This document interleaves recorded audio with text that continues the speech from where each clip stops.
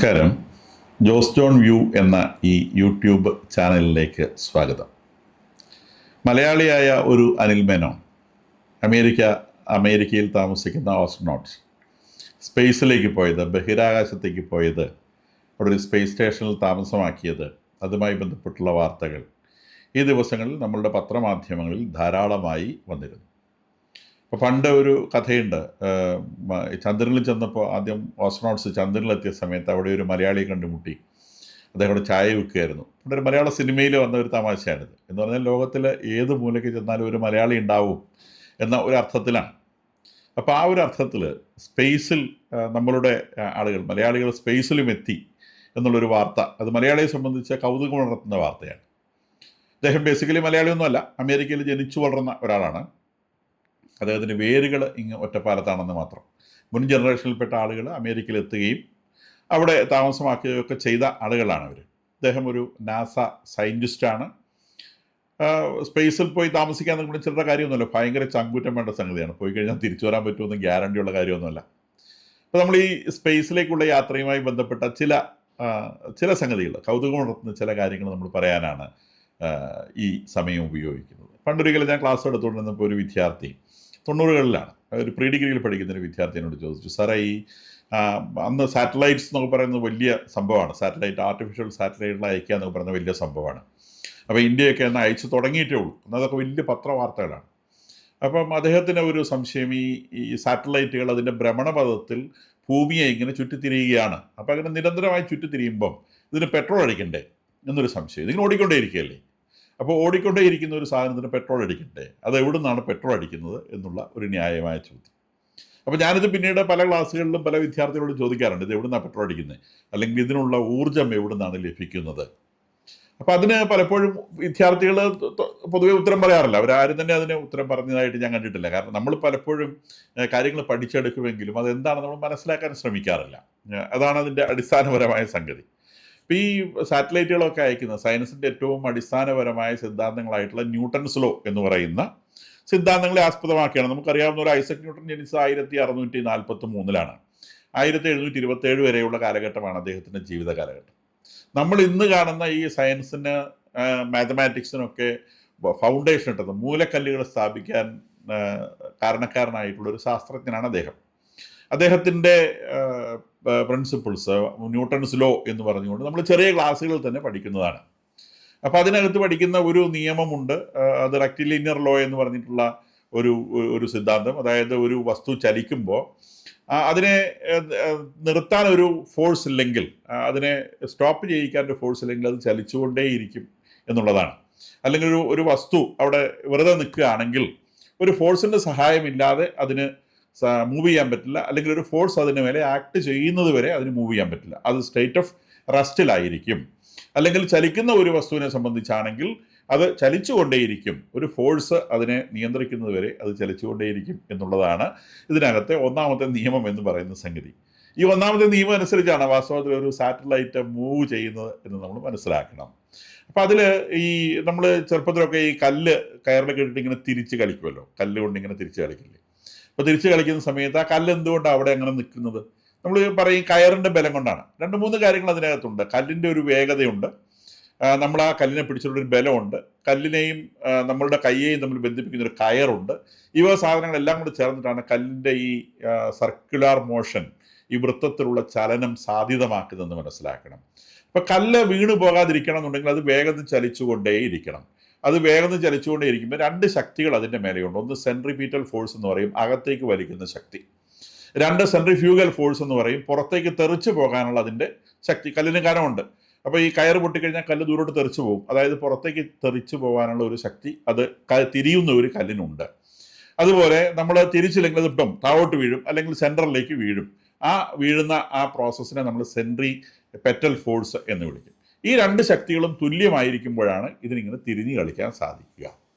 ഇതേപോലെയുള്ളൊരു പ്രിൻസിപ്പിളിലാണ് ഒരു സാറ്റലൈറ്റ്, ഒരു ഉപഗ്രഹം ഭൂമിക്ക് ചുറ്റും തിരിഞ്ഞുകൊണ്ടേയിരിക്കുന്നത്. ഇതിൽ ഭൂമിയിൽ നിന്ന് അതിനെ പിടിച്ചു വലിക്കുന്ന ഗ്രാവിറ്റേഷണൽ ഫോഴ്സ് ഉണ്ട്. അതിനെ നിരന്തരമായിട്ട് താഴോട്ട് ഇങ്ങനെ പിടിച്ചു വലിക്കും. അപ്പോൾ ഒരു കയറ് കെട്ടി നമ്മൾ കല്ലിനെ വലിക്കുന്നത് പോലെ ഭൂമിയുടെ ഗ്രാവിറ്റേഷണൽ ഫോഴ്സ് എന്ന് പറയുന്ന ആ ശക്തി ഈ സാധനത്തിനെ പിടിച്ച് താഴോട്ട് വലിച്ചുകൊണ്ടേയിരിക്കും. ന്യൂട്ടൺ ഗ്രാവിറ്റേഷൻ ഫോഴ്സിനെ കുറിച്ചൊക്കെ ന്യൂട്ടന്റെ തലയിൽ ആപ്പിൾ വീണ കഥയൊക്കെ നമ്മൾ പഠിച്ചിട്ടുണ്ട്. എന്തുകൊണ്ടാണ് എല്ലാ വസ്തുക്കളും താഴോട്ട് വീഴുന്നത്? അതിനുള്ള കാരണം ഗ്രാവിറ്റേഷണൽ ഫോഴ്സ് ആണ്. ഭൂമിക്ക് എല്ലാത്തിനെയും ആകർഷിക്കാനുള്ള അപാരമായ കഴിവുണ്ട്. ഗ്രാവിറ്റേഷണൽ ഫോഴ്സ് എന്ന് പറഞ്ഞാൽ ചില്ലറ ഫോഴ്സ് ഒന്നുമല്ല. അത് നമ്മൾ നിരന്തരമായിട്ട് ഇവിടെ നിൽക്കുന്നത് കൊണ്ടാണ്, അല്ലെങ്കിൽ ഭൂമി നിൽക്കുന്നത് കൊണ്ട്, അല്ലെങ്കിൽ ജനിക്കുമ്പോൾ മുതൽ നമ്മളത് അനുഭവിക്കുന്നത് കൊണ്ടാണ് ആ ഗ്രാവിറ്റേഷണൽ ഫോഴ്സ് എന്താണ് എന്ന് നമുക്ക് മനസ്സിലാവാതെ പോകുന്നത്. ഭൂമി അതിവേഗത്തിൽ തിരിയുന്ന ഒരു സാധനമാണ് ഭൂമി എന്ന് നമ്മൾ മനസ്സിലാക്കണം. ഭൂമിയുടെ തിരിച്ചിൽ എന്ന് പറയുന്നത് രണ്ടു തരം തിരിച്ചിലുണ്ട്. പമ്പരം തിരിയുന്നത് പോലെ അതിങ്ങനെ തിരിഞ്ഞുകൊണ്ടിരിക്കുന്നുണ്ട്. കൂടാതെ അത് ഒരു ഓർബിറ്റിലൂടെ അത് സൂര്യനെ ഭ്രമണം ചെയ്തു പോകുന്നുണ്ട്. അപ്പൊ ഈ നമുക്ക് ദിനരാത്രങ്ങൾ ഉണ്ടാവുന്നത് പമ്പരം തിരിയുന്നത് പോലെ ഭൂമി തിരിയുന്നത് കൊണ്ടാണ്. പമ്പരം തിരിയുന്നത് പോലെ ഭൂമി തിരിയുന്നതിന്റെ വേഗത 1600 km/h മേലെയാണ്. 1600 km/h മേലെ ഈ ഭൂമി തിരിഞ്ഞുകൊണ്ടിരിക്കുകയാണ്. ആ തിരിഞ്ഞുകൊണ്ടിരിക്കുന്ന ഭൂമിയുടെ മേലെയാണ് ഞാനിപ്പോൾ ഇരിക്കുന്നത് കേട്ടോ. ഞാൻ തിരിയുന്നത് നിങ്ങൾ ആരെങ്കിലും കാണുന്നുണ്ടോ? നമ്മളാരും കാണുന്നില്ല.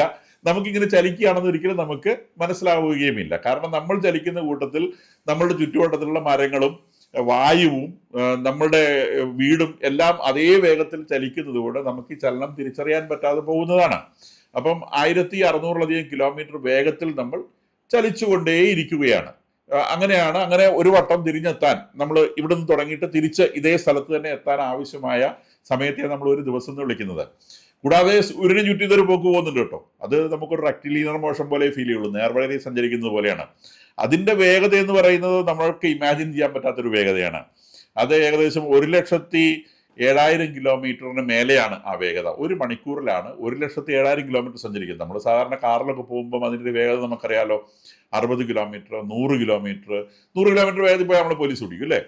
അപ്പം ഇനി വിമാനത്തിലൊക്കെയാണ് നമ്മൾ സഞ്ചരിക്കുന്നതെങ്കിലും അതിന്റെ ഒരു വേഗത എന്ന് പറയുന്നത് ഒരു 900 കിലോമീറ്റർ ഒക്കെയാണ്. 900 km/h ഒക്കെയാണ് ഒരു വിമാനത്തിന്റെ വേഗത എന്ന് പറയുന്നത്, സഞ്ചരിക്കുന്ന വിമാനങ്ങളുടെ വേഗത. യുദ്ധവിമാനങ്ങളും സൂപ്പർസോണിക് വിമാനങ്ങളും ഒക്കെ ഉണ്ട്, അത് വേറെ കാര്യം, അതിലേക്ക് നമ്മൾ കടക്കുന്നില്ല. എന്തായാലും സാധാരണ വിമാനങ്ങളുടെ വേഗത ഏതാണ്? അപ്പൊ 900 കിലോമീറ്റർ ഒരു വിമാനം സഞ്ചരിക്കുള്ളൂ. ഒരു കാറ് പോകുന്നത് 90-100 കിലോമീറ്റർ വേഗത്തിലാണ്. അപ്പോഴാണ് നമ്മൾ ഈ റൊട്ടേഷന്റെ ഭാഗമായിട്ട് 1600 km/h ആ തിരിഞ്ഞുകൊണ്ടിരിക്കുന്നതിനിടെ കൂടെ ആ വലിയ ഓട്ടം 1,07,000 കിലോമീറ്റർ വേഗത്തിൽ നമ്മൾ സഞ്ചരിച്ചുകൊണ്ടിരിക്കുകയാണ്. നമുക്കിത് മനസ്സിലാവുന്നതേ ഇല്ല. കാരണം നമ്മൾ സഞ്ചരിക്കുന്ന കൂട്ടത്തിൽ നമ്മളുടെ ചുറ്റുമുള്ള കാര്യങ്ങൾ സഞ്ചരിക്കുന്നത് നമ്മൾ തിരിച്ചറിയുന്നില്ല. അതിന് റിലേറ്റിവിറ്റി എന്ന് പറയും. റിലേറ്റീവ് ടു എവരിതിങ് ആണ് നമ്മൾ കണ്ടുപിടിക്കുന്നത്. അപ്പൊ ഇതുപോലെ ഇതിങ്ങനെ നമ്മൾ നേരത്തെ പറഞ്ഞ കല്ലിന്റെ കാര്യം ഓർക്കുക. കല്ലിങ്ങനെ തിരിച്ചുകൊണ്ടിരിക്കുമ്പം ആ തിരിച്ചലിന്റെ വേഗത കൊണ്ടാണ് അത് താഴെ വീഴാത്തത്. ഇതേപോലെ തന്നെയാണ് സാറ്റലൈറ്റ്സ് ഭൂമിക്ക് ചുറ്റും അതിവേഗത്തിൽ തിരിഞ്ഞുകൊണ്ടിരിക്കുകയാണ്. ഇപ്പൊ ഈ അനിൽ പോയത് ഒരു സ്പേസ് സ്റ്റേഷനിലേക്കാണ്. അതിന് വേണമെങ്കിൽ നമുക്കൊരു സാറ്റലൈറ്റ് എന്ന് വിളിക്കാം. സ്പേസ് സ്റ്റേഷനും സാറ്റലൈറ്റും ഒക്കെ ഒരേ തരം സാധനം തന്നെയാണ്. അപ്പൊ സ്പേസ് സ്റ്റേഷനിൽ അനിൽ പോകുന്ന സ്പേസ് സ്റ്റേഷൻ ഏകദേശം 28,000 km/h വേഗതയിൽ ഭൂമിയുടെ ചുറ്റും തിരിഞ്ഞുകൊണ്ടിരിക്കുകയാണ്. അപ്പൊ ഭൂമി ഇതിനെ പിടിച്ച് താഴോട്ട് വലിക്കുന്നുണ്ട്. പക്ഷെ അത് വീണു പോവാത്തത് ഈ കല്ല് തിരിയുന്നത് പോലെ അതിവേഗത്തിൽ ഇത് ഓടുന്നത് കൊണ്ടാണ്. അപ്പൊ തിരിഞ്ഞുകൊണ്ടേയിരിക്കുന്നത് കൊണ്ടാണ് അത് വീണു പോകാത്തത്. ഗ്രാവിറ്റേഷൻ ഫോഴ്സ് അതിനെ പിടിച്ചു പുറത്തേക്ക് വലിക്കുന്നു. ഈ അതിവേഗത്തിൽ തിരിയുന്ന ഭൂമിക്ക് സാറ്റലൈറ്റിന് അല്ലെങ്കിൽ സ്പേസ് സ്റ്റേഷന് സെൻട്രിഫ്യൂഗൽ ഫോഴ്സിന്റെ ഭാഗമായി പുറത്തേക്ക് പോകാനുള്ള ടെൻഡൻസി ഉണ്ട്. കയറുന്ന കല്ല് പൊട്ടിക്കഴിഞ്ഞാൽ പുറത്തേക്ക് തെറിച്ചു പോകുന്നത് പോലെ ഈ സാറ്റലൈറ്റിനും ഈ തിരിച്ചലിന്റെ ഭാഗമായിട്ട് പുറത്തേക്ക് തിരിച്ചു പോകാനുള്ള ഒരു ടെൻഡൻസി ഉണ്ട്. ആ ടെൻഡൻസിയെ ഇല്ലാതാക്കുന്ന ഈ അകത്തോട്ടുള്ള വലിയാണ്. ഈ അകത്തോട്ടുള്ള വലിയും പുറത്തേക്ക് തെറിച്ചു പോകാനുള്ള ടെൻഡൻസിയും ഒരുപോലെ ആകുമ്പം സാറ്റലൈറ്റ് ഒരേ ഓർബിറ്റിലൂടെ തിരിഞ്ഞുകൊണ്ടിരിക്കും. അപ്പൊ ഒരു ഓർബിറ്റ് ഭൂമിയിൽ നിന്ന് എത്ര അകലത്തിലാണ് എന്നതിനെ ആശ്രയിച്ചാണ് ആ ഓർബിറ്റിലൂടെ തിരിയേണ്ട സാറ്റലൈറ്റിന്റെ വേഗത നിശ്ചയിക്കുന്നത്. ഭൂമിയിൽ നിന്ന് ഏകദേശം ഒരു 200 കിലോമീറ്റർ മുതൽ 37,000 കിലോമീറ്റർ വരെ അകലെ ഉള്ള ഓർബിറ്റലുകളിലൂടെ ആർട്ടിഫിഷ്യൽ സാറ്റലൈറ്റുകൾ തിരിയുന്നുണ്ട്. ഈ ഒരു സ്പേസ് സ്റ്റേഷൻ തിരിയുന്നത് ഏകദേശം 400 കിലോമീറ്റർ ഉയരത്തിലുള്ള ഒരു ഓർബിറ്റിലൂടെയാണ്. ആ ഓർബിറ്റിൽ സഞ്ചരിക്കുമ്പോൾ ആവശ്യമായ വേഗത ഏകദേശം 28,000 കിലോമീറ്റർ ആണ്. അതിൽ കുറഞ്ഞു പോയി കഴിഞ്ഞാൽ ആ സാറ്റലൈറ്റ് താഴോട്ട് വീഴും. ഗ്രാവിറ്റേഷൻ ഫോഴ്സ് അവനെ പിടിച്ച് താഴെ ഇടും. ഇനി അതിനേക്കാൾ കൂടിക്കഴിഞ്ഞാൽ അത് തെറിച്ച് ദൂരോട്ട് പോകും. അതിന് പുറത്തുള്ള വേറെ ഓർബിറ്റിലേ അതിന് തിരിയാൻ പറ്റുള്ളൂ. അപ്പം നമ്മൾ അതൊക്കെ കൃത്യമായിട്ട് കാൽക്കുലേറ്റ് ചെയ്ത് അതൊക്കെ വലിയ ടെക്നോളജിയാണ്. നമ്മൾ അത്തരം കോംപ്ലിക്കേഷനിലേക്ക് ഒന്നും പോകുന്നില്ല. വളരെ ചെറിയ കാര്യങ്ങൾ മാത്രമാണ് നമ്മൾ ഇതിനകത്ത് പറയാൻ ഉദ്ദേശിക്കുന്നത്. അപ്പം ഈ ഭൂമിയുടെ ആകർഷണ ബലവും പുറത്തേക്ക് തെറിക്കാനുള്ള ബലവും നിശ്ചയിച്ച് ഒരു ഓർബിറ്റിലൂടെ ഇതിങ്ങനെ സഞ്ചരിച്ചുകൊണ്ടേയിരിക്കുകയാണ്. അപ്പോൾ ഇതിനകത്ത് ആണ് നമ്മളുടെ അനിലുള്ളത്. പക്ഷെ അനിലിന് ഇതിന്റെ വേഗത തിരിച്ചറിയാൻ പറ്റില്ല. ഇതേ പ്രശ്നം തന്നെയാണ്. അദ്ദേഹത്തിന് ഭൂമി 400 കിലോമീറ്റർ താഴെ നോക്കുമ്പോൾ ഭൂമിയിലുള്ള മരത്തിനെയോ മനുഷ്യനെയോ അങ്ങനത്തെ ഒരു സാധനത്തിനെയും കാണാൻ പറ്റില്ല. അദ്ദേഹം നോക്കുമ്പോൾ നീല നിറത്തിലുള്ള ഒരു സാധനം മാത്രമാണ് അത് അവിടെ നോക്കുമ്പോൾ കാണാൻ പറ്റുക. അത് അവിടെ തന്നെ ഉണ്ടാവും. അതിൽ വരുന്ന വ്യത്യാസം, ചന്ദ്രൻ റിലേറ്റീവായിട്ട് അങ്ങോട്ടും ഇങ്ങോട്ടും മാറുന്നത് ഭൂമിയിൽ നിൽക്കുന്ന നമ്മളെ സംബന്ധിച്ചൊരു പ്രശ്നമായി തോന്നാറില്ല. എന്നതുപോലെ ഭൂമിയുടെ പൊസിഷൻ അദ്ദേഹത്തിന് മാറിക്കൊണ്ടിരിക്കും. അത് അദ്ദേഹത്തിന് ഒരു പ്രശ്നമായി തോന്നുകയില്ല. അതുകൊണ്ട് ഇദ്ദേഹത്തിന്റെ ഈ സ്പേസ് സ്റ്റേഷൻ ഇത്രയും വേഗം ഓടുന്നുണ്ട് എന്ന് അദ്ദേഹത്തിന് ഫീൽ ചെയ്യുകയില്ല. അപ്പോൾ ഇനി എവിടുന്നാണ് ഇത് പെട്രോൾ അടിക്കുന്നത് എന്നുള്ള ഒരു ചോദ്യമാണ് രണ്ടാമത് വരുന്നത്. ഇത് വളരെ രസകരമായ വിഷയമാണ്. നമുക്ക് എത്രയോ മണിക്കൂറുകൾ സംസാരിക്കാൻ പറ്റുന്ന ഒരു വിഷയമാണ്. അത്രയും നീട്ടിയൊന്നും പറയുന്നത് ചുരുക്കം കാര്യങ്ങൾ മാത്രം പറയാം. അപ്പൊ ഇവിടെ ഈ പറയുന്ന സാറ്റലൈറ്റുകൾ, ധാരാളം സാറ്റലൈറ്റുകൾ ആകാശത്തൂടെ ഓടുന്നുണ്ടെങ്കിലും അവിടെ ഒന്നും പെട്രോൾ പമ്പ് ഉള്ളതായിട്ട് നമുക്ക് അറിയാൻ പാടില്ല. അപ്പൊ നമ്മൾ വിചാരിക്കും ഇത് മറ്റേ സോളാർ പാനൽ വെച്ചിട്ട്, സോളാർ പാനൽ കൊണ്ടൊന്നും ഇതിന് ഓടാൻ പറ്റില്ല, അല്ലെങ്കിൽ ഇതിന്റെ മേലെയൊക്കെ സോളാർ പാനലുണ്ട്, അത് ഇതിന് ഓടാൻ വേണ്ടിയുള്ള എനർജി കൊടുക്കാൻ വേണ്ടിയല്ല. ഇവിടെ ഓടുന്ന സമയത്ത് ഭൂമിയിൽ ഓടുന്ന ഒരു വണ്ടി എങ്ങനെയാണ് നിൽക്കുന്നത്? ഭൂമിയിൽ ഓടുന്ന ഒരു വണ്ടീനെ റെസിസ്റ്റ് ചെയ്യുന്നത്, അല്ലെങ്കിൽ അതിന്റെ നിരന്തരമായ ചലനത്തെ, ചലിച്ചുകൊണ്ടിരിക്കുന്ന വസ്തു അതിന് ഒരു ഓപ്പോസിംഗ് ഫോഴ്സ് വരുന്നവരെ നിരന്തരമായി ചലിച്ചുകൊണ്ടിരിക്കും എന്നുള്ളതാണ് ന്യൂട്ടന്റെ സിദ്ധാന്തം. തെളിയിക്കപ്പെട്ട സിദ്ധാന്തമാണ്. അപ്പൊ അങ്ങനെ ചലിച്ചുകൊണ്ടേയിരിക്കുന്ന ഈ സാധനത്തിനെ നിർത്താൻ വേണ്ടി ശ്രമിക്കുന്ന ഒന്നാമത്തെ സാധനം എയർ റെസിസ്റ്റൻസ് എന്ന് പറയുന്നതാണ്, അറ്റ്മോസ്ഫിയർ ആണ്. അറ്റ്മോസ്ഫിയറിലെ വായു നമ്മൾ ഓടിക്കുന്ന വാഹനത്തെ ഇങ്ങനെ തള്ളിക്കൊണ്ടേയിരിക്കും. 2, ടയറും ഈ നിലവുമായിട്ടുള്ള ഫ്രിക്ഷൻ എന്ന് പറയുന്ന ഒരു സംഗതിയുണ്ട്, ഘർഷണം എന്ന് പറയുന്ന സാധനം. ആ സംഗതിയും ഈ വാഹനത്തെ നിരന്തരമായി നിർത്താൻ ശ്രമിച്ചുകൊണ്ടിരിക്കും. ഇതിനെ രണ്ടും എതിർക്കണമെങ്കിൽ എന്ത് വേണം? പെട്രോൾ വേണം. അപ്പൊ നമ്മൾ പെട്രോൾ കത്തിച്ച ഊർജ്ജം ഉണ്ടാക്കി അത് ബാക്കോട്ട് തള്ളുന്ന ആ ഊർജ്ജത്തിന്റെ അല്ലെങ്കിൽ മോട്ടറിന്റെ ബലത്തിലാണ് നമ്മൾ ഓപ്പോസിറ്റ് ഡയറക്ഷനിൽ നമ്മൾ മുന്നോട്ട് ചലിച്ചുകൊണ്ടേയിരിക്കുന്നത്. അതൊരു മോട്ടറിന്റെ ശക്തിയിൽ സംഭവിക്കുന്ന കാര്യമാണ്. ഈ മോട്ടർ ഉപയോഗിക്കുന്നത് ഈ ടയറിന്റെ ഫ്രിക്ഷൻ നേരിടാനും അതുപോലെ എയറിന്റെ റെസിസ്റ്റൻസ് ഒഴിവാക്കാനുമാണ്. ഇവിടെ ഇത് സ്പേസ് ആണ്. ഇവിടെ എയറിന്റെ റെസിസ്റ്റൻസ് ഇല്ല, ഫ്രിക്ഷൻ ഇല്ല, ടയറിന്റെ പ്രശ്നമില്ലല്ലോ, ഫ്രിക്ഷനും ഇല്ല.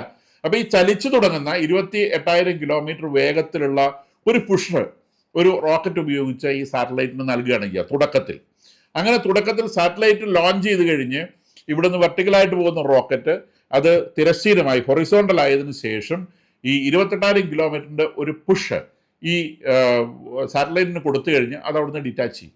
പിന്നെ അത് 28,000 കിലോമീറ്ററിന് പോയിക്കൊണ്ടേയിരിക്കും, ഭൂമിക്ക് ചുറ്റും ഇങ്ങനെ പോയിക്കൊണ്ടേയിരിക്കും. അങ്ങനെ പോയിക്കൊണ്ടേയിരിക്കാനുള്ള എനർജി അല്ലെങ്കിൽ അതിന് സ്പെഷ്യൽ എനർജിയുടെ ആവശ്യമില്ല. കാരണം അതിനെ നിർത്താനുള്ള സംഗതിയില്ല. അതിനെ നമ്മൾ ഇനേർഷ്യ അഥവാ ജഡത്വം എന്ന് വിളിക്കും. ഒരേ അവസ്ഥയിൽ തുടരാനുള്ള അവസ്ഥയുടെ പേരാണ് ഇനേർഷ്യ എന്ന് പറയുന്നത്. അപ്പൊ അത് ചലിക്കുന്ന വസ്തു ചലിച്ചുകൊണ്ടേയിരിക്കും, നിൽക്കുന്ന വസ്തു നിന്നുകൊണ്ടേയിരിക്കും. ഇത് ചലിക്കുന്ന വസ്തുവാണ്. ഈ ചലിക്കുന്ന വസ്തുവിനെ ഒപ്പോസ് ചെയ്യാൻ അവിടെ അറ്റ്മോസ്ഫിയറിന്റെ റെസിസ്റ്റൻസ് ഇല്ല, അവിടെ ടയർ ഭൂമിയുമായി ഒരു തരത്തിലുള്ള ഫ്രിക്ഷൻ ഇല്ല. അപ്പോൾ ഇതിന് പെട്രോൾ അടിക്കേണ്ട ആവശ്യമില്ല, അതങ്ങനെ പോയിക്കൊണ്ടേയിരിക്കും. എത്രയോ കാലം അതങ്ങനെ പോയിക്കൊണ്ടേയിരിക്കും എന്നാണ് മനസ്സിലാക്കേണ്ടത്. അപ്പോൾ അവിടെ അറ്റ്മോസ്ഫിയർ ഇല്ലാത്തത് കൊണ്ട്, ഫ്രിക്ഷൻ ഇല്ലാത്തത് കൊണ്ട്, റെസിസ്റ്റൻസ് ഇല്ലാത്തത് കൊണ്ട് യാതൊരു തരത്തിലുള്ള പെട്രോളും അടിക്കാതെ തന്നെ ഇതിന് മുൻപോട്ട് പോകാൻ സാധിക്കും. പിന്നെ അവിടെ നമ്മൾ അതിനകത്ത് കമ്പ്യൂട്ടർ വർക്ക് ചെയ്തതിനും അങ്ങനത്തെ ആവശ്യങ്ങൾക്കും ഒക്കെ വേണ്ടി എനർജി ആവശ്യമുണ്ട്. അതിനാണ് പവർ പ്ലാന്റൊക്കെ സ്ഥാപിച്ച് അതിനകത്ത് ഇലക്ട്രിസിറ്റി ജനറേറ്റ് ചെയ്യുന്നതും ഒക്കെ എന്ന് മനസ്സിലാക്കണം. അപ്പം ഇങ്ങനത്തെ വളരെ രസകരമായ കാര്യം ഈ ഫിസിക്കൽ സയൻസിനകത്തുണ്ട്. ഈ സ്പേസ് എന്ന് പറയുന്നത്, ആകാശം എന്ന് പറയുന്നത് എല്ലാ കാലത്തും മനുഷ്യനെ എപ്പോഴും മോഹിപ്പിച്ചുള്ള സംഗതിയാണ്.